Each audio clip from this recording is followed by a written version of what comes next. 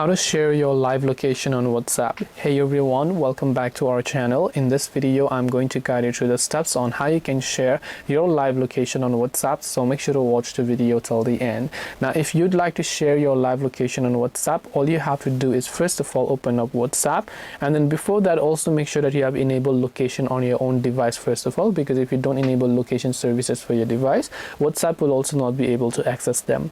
Once you've done that, select a particular person that you want to send your location to. Now in this case, I've already shared with this person, but let's say I delete this and then I want to send it again. You can see from here a pin like icon right beside the camera icon. So tap on this pin like icon and you'll find the location option there. Tap on the location option, and then over here you can see send your current location over here, accurate to 16 meters. So you can just tap on the share live location, tap on continue, which is the exact live location. Then you can just hit the arrow option to basically share them.